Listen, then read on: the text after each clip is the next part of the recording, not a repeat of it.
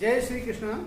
देखो आज का टॉपिक है, आज एक क्वेश्चन कराते हैं आप लोगों के लिए जो कि NMMS परीक्षा 2018 में आया है। इस प्रकार के क्वेश्चन वैसे पेपर्स में जो देखा एक दो बार ही आया, कम आता है, लेकिन इसे भी आप तैयार कर लेंगे ताकि परीक्षा में आए तो कोई क्वेश्चन हमारा बचना नहीं चाहिए। क्वेश्चन क्या है? 1 सितंबर 2017 को शुक्रवार था। क्या था? 1 सितंबर 2017 को शुक्रवार था। तो 24 दिसंबर 2017 को कौन सा दिन होगा? तो देखो क्या करना है, कैसे, इससे पहले करना सीखिएगा कि जो भी क्वेश्चन हमारा आएगा तो कैसे करेंगे। जैसे आज आपकी कितनी तारीख है? 17 अगस्त। और 17 अगस्त के लिए कौन सा दिन है? शनिवार।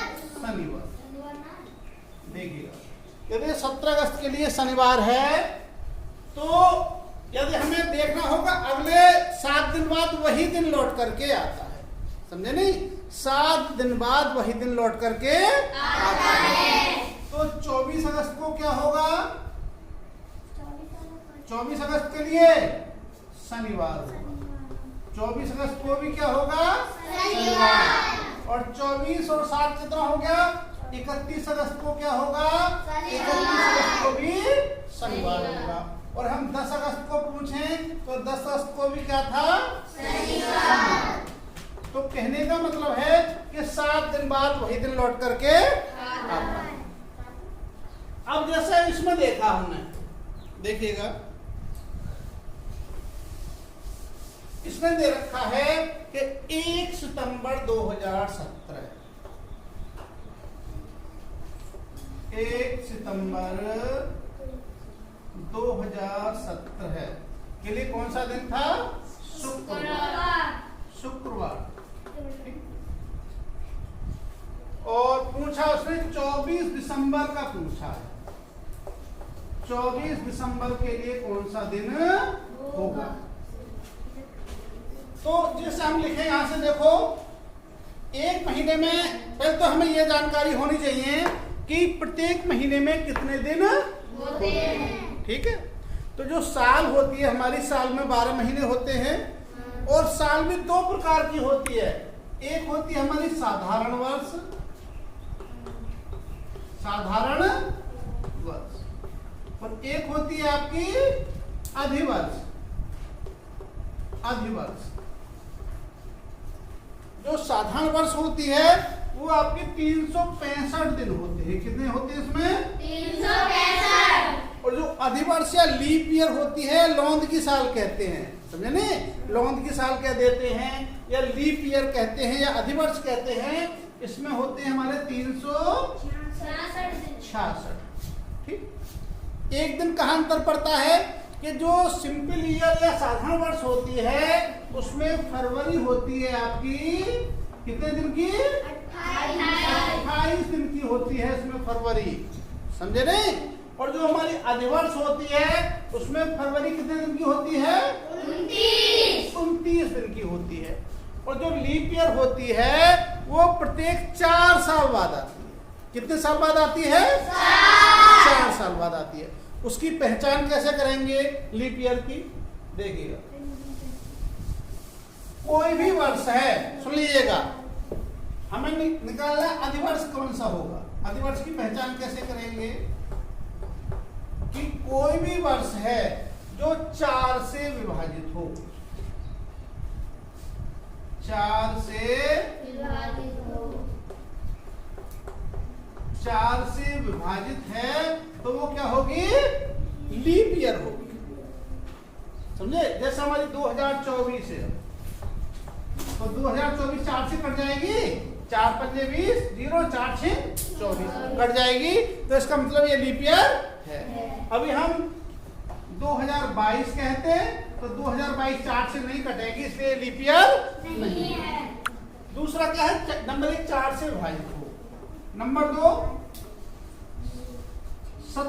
किंतु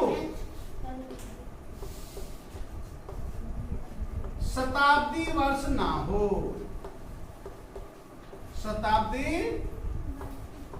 वर्ष ना हो। शताब्दी वर्ष का मतलब क्या है? 100 हो गया, मान लो 200 हो गया, 300 हो गया, या 500 हो गया, या मान लो 2100 हो गया। ठीक, यदि ये होगा तो हमारा, यदि शताब्दी वर्ष है तो लीप ईयर नहीं होगा। लेकिन यदि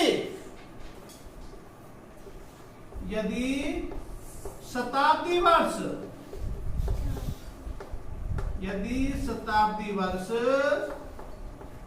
400 के गुणज में है, 400 के गुणज का मतलब है कि 400 से कट जाए, यदि वो 400 से कट जाए पूरा पूरा तो हमारा लीप ईयर होगा।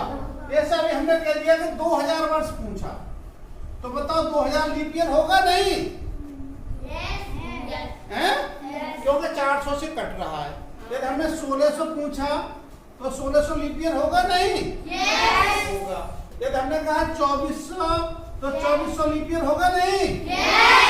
और यदि हमने कहा 1700 तो 1700 लीप ईयर होगा नहीं? नहीं होगा। ठीक है, इसी बात का ध्यान रखना है। जो भी वर्ष हमारी 4 से कट रही है तो लीप ईयर होगी, और यदि किंतु वो शताब्दी वर्ष ना हो, और यदि शताब्दी वर्ष है तो वो 400 के गुणज में हो, 400 से कट रही है तो लीप ईयर होगी।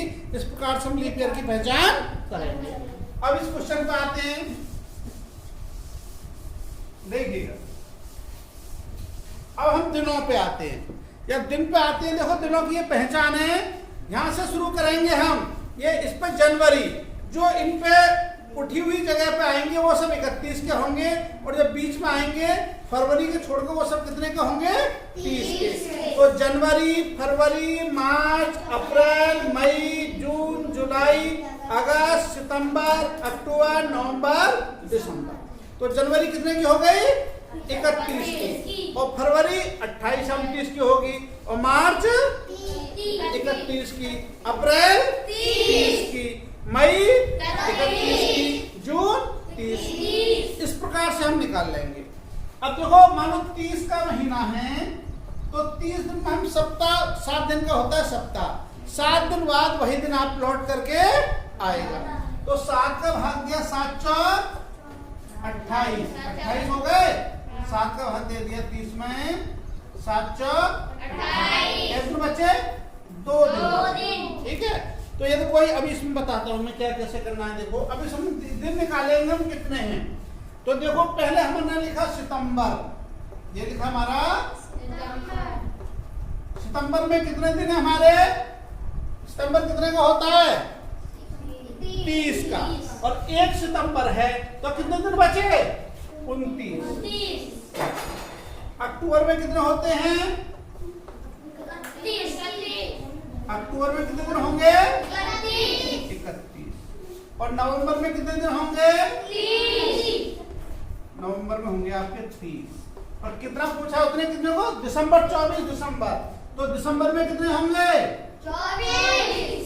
दिसंबर में दिन होंगे आपके 24। इतना क्लियर हो गया। अब इनके सप्ते बना लेंगे और देखेंगे कितने दिन शेष बचते हैं। हमने 7 का भाग दिया, इसमें 7 चौक 28, कितने दिन बचे? 1। इसमें 7 का भाग दिया, 7 चौक 28, कितने दिन बचे? 3। इसमें 7 चौक 28, कितने बचे? 2। और इसमें 7 तिया 21, कितने बचे? 3। अब हमने जोड़ दिया, 3 और 2 5, 5 और 3 8 और 1 9 दिन हो गए। अब 9 दिन में जब हम 7 का भाग देंगे फिर तो 7 एकम 7 दिन बचे 2। कितने दिन बचे? 2। अब 2 दिन बचे हमारे। 2 दिन का मतलब है 2 दिन हम आगे बढ़ जाएंगे। क्या बढ़ जाएंगे? 2 दिन आगे बढ़ जाएंगे। तो ये क्या है यहाँ पे? शुक्रवार। शुक्रवार है ना, तो ये क्या होगा? शनिवार और